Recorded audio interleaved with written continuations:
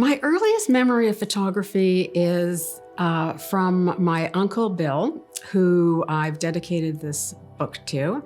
He had this, I suspect it's a Polaroid camera. The surface was really textured. It was like a brown and a black and white, and you could see the way the varnish kind of was irregular on the surface. And I thought it was magic. I started becoming a photographer in the early 70s when I was working at the Toronto Sun newspaper. That was my schooling. So I had just started that journey. I think I was maybe 2 years into it when I bought a book called Improbable Memories by Sarah Moon. And I was blown away. It was photography like I'd never seen. It was photography as a motion. It was like a mini motion picture with all the elements in one frame. And I was just dumbfounded that you could do that with a photograph, and thought, this is what I want to be. This is how I'm going to do it. And I wasn't ever really interested in shooting a photograph per se. As a document, I found it too literal for me. I needed something more abstract. And I realized that I could do this. I couldn't paint, I couldn't draw per se, but this was an art form I could use to express my emotions, to express my feelings, and so I've always taken that approach. I always alter it. Even my digital pictures are hand painted. When I started using Polaroid film, that was my first way of making my photographs less literal. The film had a real creaminess to it, or a lack of gradation. So things were either black or white, which is very much like my personality.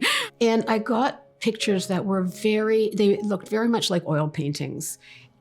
When Polaroid, the company, ceased to exist, I was devastated. And I was left with this sad feeling of, how can I continue? How do I see going forward? And I had recently put a pool in my backyard, and from the very first roll of film, I knew that I had found a way of manipulating the image so that it was more painterly again. And I was off for the next 25 years exploring that. But when I'm in the water with my model, it's just them and me. And we're both cold and we're both wet and we're both struggling with our, breathing. But it's just her and I. We become a we, which is a beautiful thing. It just becomes a group experience and a collaboration rather than me demanding or asking or. Between worlds is kind of where I've situated my entire practice. It's between reality and abstraction. It's the figure and the dissolved figure. It's, in a literal sense, how I sometimes use my above water backgrounds with my underwater pictures and blend them together. When I was first approached to do the book, I assumed they just wanted the underwater work from 2002 to now.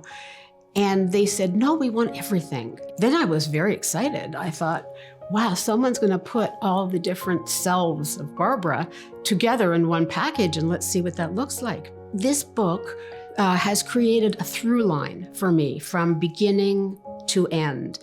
I now understand how they're all connected. I am all those parts, the black and white, the Polaroid, the underwater, the collodion, and I'm not afraid to change, which is a gift.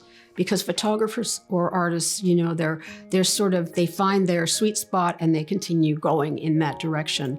And I've always been someone who has a sweet spot and then goes somewhere else. How I got into wet collodion work was film was becoming a thing of the past. All the ones that I chose kept being discontinued. And wet collodion, you make the film yourself. It can't be discontinued. It's like baking a cake. If you have the ingredients, you've got your collodion film. And that really attracted me. So I wanted to go back and respect the founders of this wonderful thing that we do. It was the most difficult thing I've ever done creatively in my life. Every time I shot, there was a new problem. And instead of making me feel defeated, I just felt more invigorated to figure this out. I had to get to the end because I knew the end would be great. And just as I felt like maybe it's time to shoot Tri-X, black and white film, ready-made, I got a good shoot. And since then, I've got it. It's like I can now bake that wonderful cake.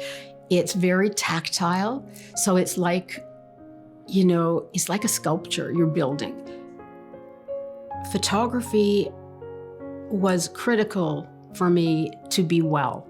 You know, I struggle with depression, and I've always, ever since I was a little girl, made things. Birthday cards took an entire weekend for me. I was just so lucky to have found photography as an expression, as an outlet for me, because I never realized until I started shooting how much I depend on it to keep me sane.